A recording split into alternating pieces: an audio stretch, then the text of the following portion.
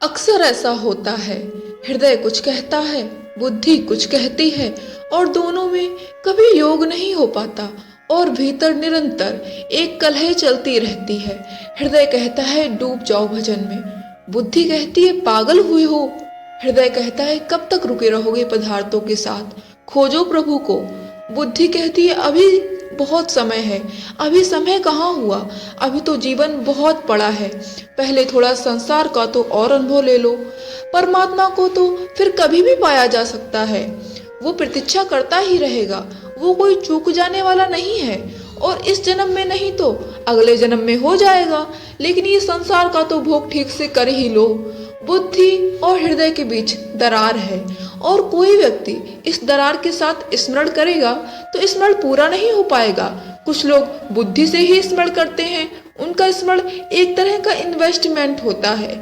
वे सोचते हैं कि प्रभु को स्मरण ना किया तो कहीं नरक ना जाना पड़े। वे सोचते हैं कि स्मरण किया तो स्वर्ग मिलेगा, जीवन में सफलता मिलेगी, दुख कम आएंगे, सुख ज्यादा होगा। ऐसा जो लोग सोचते हैं हिसाब किताब की भाषा में, इनके हृदय में, इनकी मन की गहराइयों में प्रभु के लिए कहीं कोई प्यार नहीं। ये बौद्धिक व्यापार है, लाभ ही लक्ष्य है, प्रभु साधन है। प्रेम उपयोग करना नहीं जानता, प्रार्थना भी उपयोग के लिए नहीं हो सकती। जहाँ उपयोग है वहाँ कोई हार्दिक संबंध नहीं। अगर कोई बुद्धि की ही सुनता रहे तो कभी कुछ ना होगा, क्योंकि कोई लहरों को ही को सुनता रहेगा, वो सागर के अंतर्गर्भ से मोती कभी नहीं पा सकेगा। बुद्धि जगत से संबंधित होने के लिए है, बुद्धि पहरेदार है, लेकिन अंतरतम की बातें बुद्धि को कुछ पता नहीं। अगर आप बुद्धि से ही पूछने चले गए तो परमात्मा की कोई सनिधि, कोई सुगंध, कोई संगीत कभी नहीं मिल सकेगा।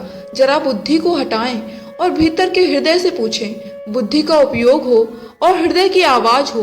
हृदय से पूछें कि क्या करना है और बुद्धि से पूछें कि कैसे करना है।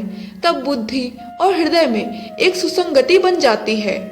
हृदय से पूछें लक्ष्य, बुद्धि से पूछें साधन। हृदय से अतुल सिद्धि, बुद्धि से पूछें पहुंचने का मार्ग। हमेशा हृदय से पूछें कि क्या चाहिए और बुद्धि से पूछें कि अब ये चाहिए और अब इसे पाने के लिए क्या करना है। बुद्धि मेथोडोलॉजी विधि दे सकती है, मार्ग दे सकती है, लेकिन बुद्धि कभी लक्ष्य नहीं दे सकती। और हम सब बुद्धि से लक्ष्य पूछकर भटक जाते हैं। बुद्धि का चरम विकास विज्ञान में हुआ है, हृदय का चरम विकास धर्म में हुआ है। कृष्ण कहते हैं जहाँ बुद्धि और हृदय का संयोग होता है वहीं योग फलित होता है। हृदय सदा अर्पण करना जानता है, बुद्धि समर्पण करवाना जानती है। कृष्णा कहते हैं मेरे से अर्पण हुआ मन बुद्धि से युक्त निसंदेह मुझे उपलब्ध हो जाता है। समर्पण ही उपलब्धि है, समर्पण ही पहुंच जाना है। जिसने रोका अपने को वो वंचित रह जाता है, जिसने छोड़ा अपने को, साहस किया, वो पहुंच जाता है। आप सभी का बहुत बहुत धन्यवाद।